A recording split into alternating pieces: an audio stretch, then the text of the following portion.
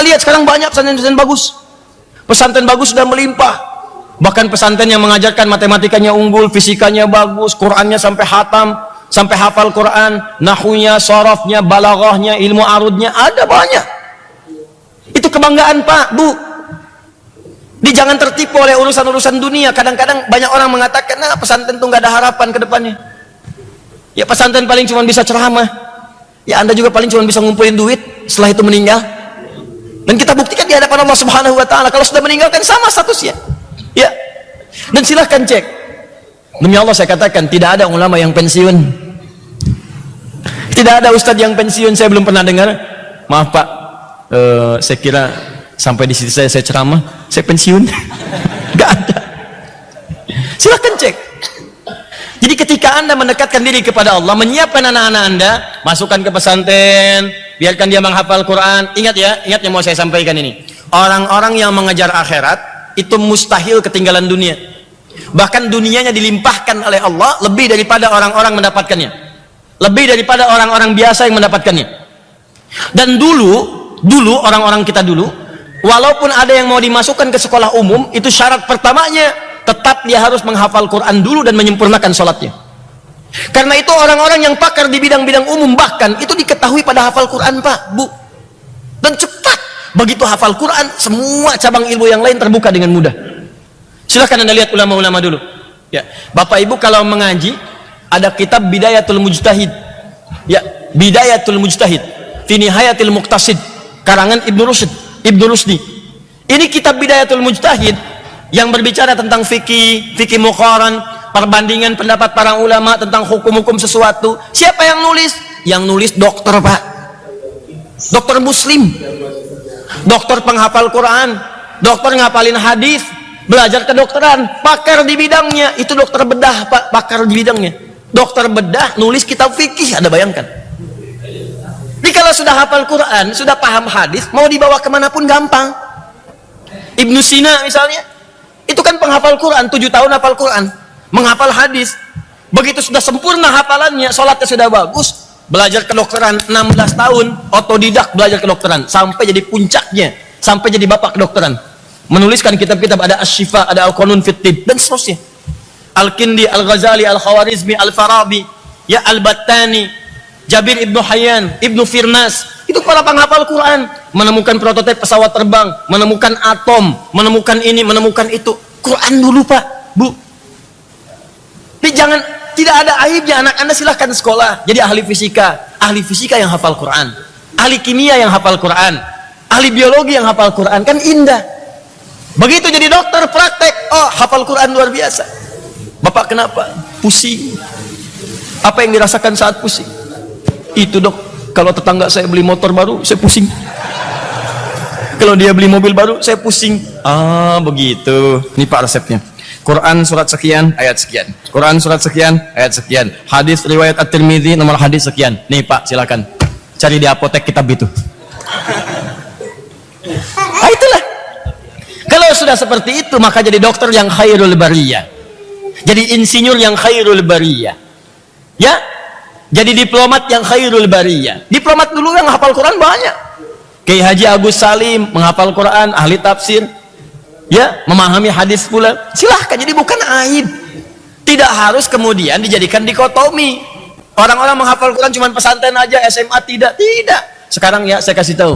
Saya baru dari Sydney dan Melbourne beberapa waktu yang lalu. Sekarang di Melbourne, bahkan di Sydney, itu sekolah Islam kalau nggak ada hafalan Qurannya, nggak laku Pak. Nggak laku. Sekarang ada hafalan Quran. Di ketinggalan gitu kalau kita nggak mulai lagi. Ini kelihatan nih, ya. Kelihatan tanda-tandanya nih. Orang-orang Islam ingin kembali kepada nilai-nilai yang baik yang pernah diraih oleh orang-orang yang telah dulu. Ayo. Jadi itu disiapkan anak antum. Dan jangan takut Pak, demi Allah saya katakan, jangan takut. Orang-orang yang menyiapkan anaknya untuk dekat dengan Allah, bahkan langsung ada keterangan dalam Al-Quran, rizkinya langsung Allah jamin. Bukan orang tuanya yang capek menyiapkannya, rizkinya. Di awal aja penuh kesungguhan. Kadang-kadang tega nggak ya dimasukin pesantren? Bukan tega nggak tega, dekatkan dengan Allah. Mau dekat nggak? Siapin. Kalau sudah seperti itu, jangan takut Pak, demi Allah, jangan takut. Buka Quran surah 3 ayat 37. Ya, Imran Hannah punya anak. Saat dalam kandungan sudah diniatkan anak saya yang satu ini, saya siapkan jadi anak yang sangat dekat dengan Allah. Ya. Idz qalat imra'atu Imran rabbi inni nadhartu laka ma fi batni muharrara fataqabbal minni. Quran surah 3 ayat 35, paling kiri pertengahan. Ketika istrinya Imran, Hannah, bernazar sejak dia dalam keadaan mengandung, kata istrinya Imran, ya Allah, saya niatkan anak saya yang satu ini, ya Allah, saya siapkan untuk mengabdi kepadamu saja. Maksudnya mendekat kepada Allah. Saya ingin anak saya dekat denganmu, ya Allah, saya siapkan. Begitu keluar ayat 36 lahiran, falamma wada'at saqalat rabbi inni wada'tuha untha. Begitu lahir yang lahir perempuan, ya Allah, saya pengennya laki-laki kalau lahir perempuan. Kata Allah, wallahu a'lamu bima wada'at ya Hannah. Allah lebih tahu keistimewaan perempuan dibandingkan laki-laki. Laki-laki punya keistimewaan, perempuan pun punya keistimewaan. Ya.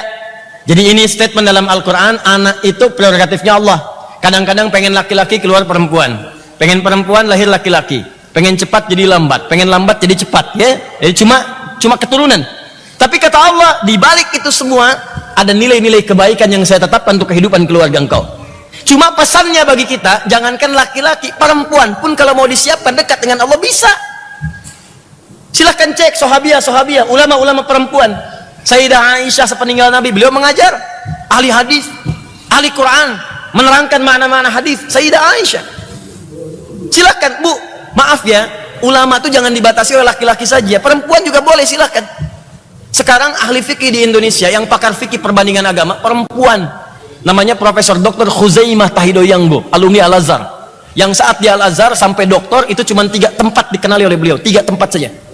1 kampus, 2 asramanya, 3 pasar, buat belanja, buat balik. Selama tinggal di sana nggak pernah kenal piramid, nggak pernah kenal sphinx dan sebagainya. Dapat jodohnya ahli usul fikih, alumni Saudi, ketemu persis di situ. Ya, ada Ustazah Faiza Ali Shibromalisi, ahli tafsir, perempuan, orang Betawi. Ya, suaminya pakar tajwid, Dr. Sayuti. Ya, Allah yarham, meninggal dunia. Ya, ada lagi Profesor Nabila. Ya, Nabila Lubis, ahli bahasa, perempuan.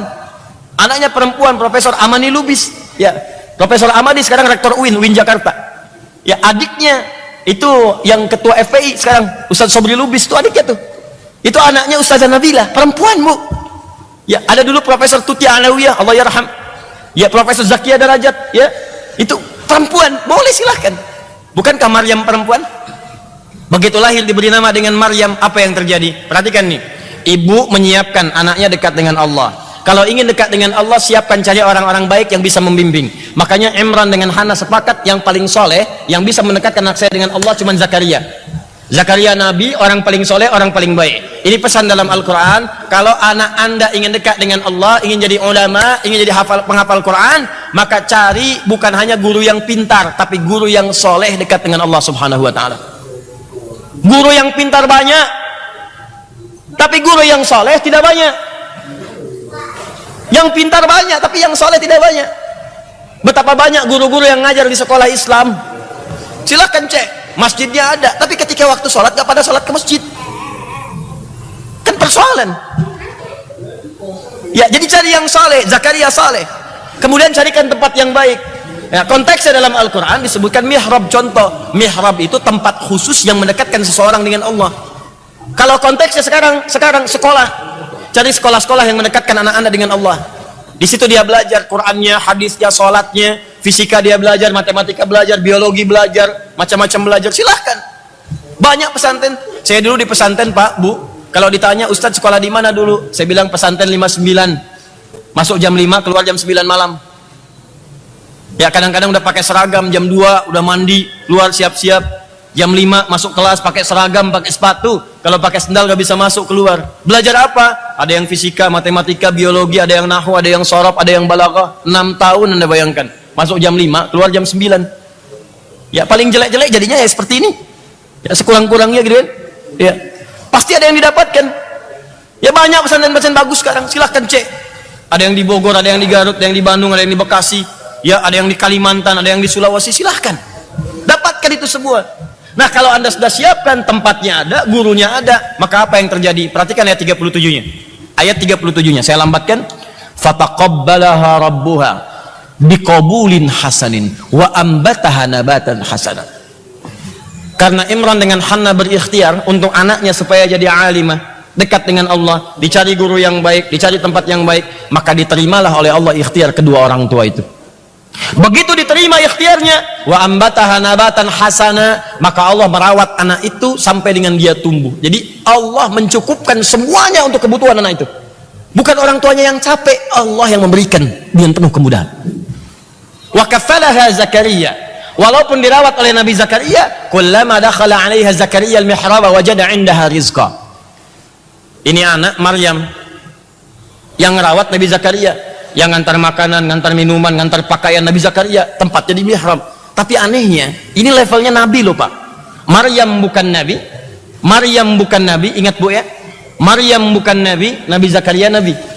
Nabi Zakaria mengantarkan kebutuhan Maryam, pakaiannya, makanannya, segalanya. Setiap diantarkan ke mihrabnya, sudah didapatkan di dalamnya apa yang diperlukan oleh Maryam. Wajada 'indaha rizqa. Bawa pakaian, ada pakaian. Bawa makanan, ada makanan. Bawa buah-buahan, ada buah-buahan. Sampai nanya, ya Maryamu anna laki hadza. Maryam, dari mana semua ini? Kata Maryam, innallaha yarzuqu may yasha bighairi hisab. Qalat huwa min indillah. Ini dari Allah. Ini dari Allah. Di orang-orang yang didekatkan kepada Allah, maka Allah pun akan memberikan yang terbaik kepadanya, lebih dari apa yang dia butuhkan. Anda dekat dengan direktur, bukankah direktur membantu Anda? Anda dekat dengan pimpinan, bukankah pimpinan membantu Anda? Anda dekat dengan Allah, apa yang tidak mudah bagi Allah untuk diberikan kepada Anda? Coba lihat. Masukkan anak Anda ke sekolah Quran 4 tahun, 5 tahun. Begitu 5 tahun hafal Al-Quran, akan terjadi perubahan dalam hidup Anda. Jangankan hatam Al-Quran, anak Anda 5 tahun baru hafal An-Naba, amma yatasaalun, bisa nangis Anda. Dan indahnya begini Pak, antum dari kantor nih capek gitu kan, pekerjaan berat, di jalan macet, pulang ke rumah keringat, tiba-tiba masuk kamar, anak Anda yang 4 tahun sedang mengulang-ulang, kemudian dia baca An-Naba, amma yatasaalun anin naba'il azim alladzi hum fi mukhtalifun, ulang-ulang begini, hilang semua penat Anda. Begitu Anda mendapatkan telepon dari ma'had, dari pesantren, guru anak Anda telepon kepada Anda, Bu, Pak, selamat ya Bu ya, Pak ya. Kenapa Ustaz? Kenapa Ustazah? Sekarang Adinda sudah menyelesaikan hafalan Qur'annya, dia sudah menjadi hafidh, dia sudah menjadi hafidhah. Anda bisa diam 1000 bahasa di telepon, seakan-akan kemudian Anda mendapatkan sesuatu yang tidak Anda dapatkan sebelumnya. Tiba-tiba air mata Anda keluar, sujud jatuh Anda ke lantai. Gak percaya silahkan, itu baru Qur'annya Pak. Demi Allah saya katakan, apalagi kalau yang telepon itu anak Anda. Tiba-tiba dia berkata di ujung sana, Mama, Alhamdulillah, kenapa nak? Saya sudah menyelesaikan hafalan, saya sudah hafal Quran. Wah, kayaknya investasi Anda tuh gak ada nilainya. Uang yang keluar, nganter yang capek, kadang-kadang tangisan ketika melepas pertama kali, di rumah sering merenungkan, setelah itu hilang semuanya. Yang ada itu nikmat, itu enak. Ya, gak percaya silahkan. Ya, cobalah, itu baru hafal Quran. Dan kalau sudah hafal Qurannya, rizkinya datang. Coba lihat, yang hafal Quran Musa, yang haji bapak ibunya. Yang hafal Quran Ahmad dan Kamil. Yang keliling dunia siapa? Ibunya ikut, temannya ikut, murabinya ikut.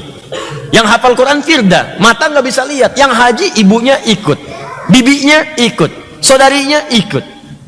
Saya tahun lalu berangkat jadi Amirul Hajj untuk kelompok khusus. Ya, untuk kelompok khusus yang disiapkan oleh kedutaan Saudi Arabia. Sekitar 300 orang berangkat. Nyampe di sana, saya pikir ini kelompok apa? Nyampe di sana orang-orang hebat. Ada ustadz, ada ulama, yang paling dahsyat kelompok penghafal Quran. Anak-anak kecil, usia 5 tahun, 6 tahun. Ada yang matanya nggak lihat, ya. Ada yang anak-anak masih polos, kadang lompat, kadang jalan, kadang Allahu Akbar. Setiap ke masjid bolak-balik Quran yang dibacakan. Anak-anak kecil. Tapi bukan itu saja yang paling penting. Yang penting itu anaknya berangkat, bapaknya ikut, ibunya ikut, temannya ikut, kerabatnya ikut. Ada yang satu hafal Quran, yang ikut tuh sampai 10 orang. Anda bayangkan? Ya, itu luar biasa. Ada tukang beca ahli Quran, ya, Ustaz Kabolosi dari Ambon, ahli Quran, kumpulin orang-orang supaya belajar Quran ke TPA. Berusaha menghafal Quran, dia kumpulin beliau, orang biasa, teman-teman, dari penghasilannya bikin TPA, bikin gedung, kumpulin orang-orang belajar.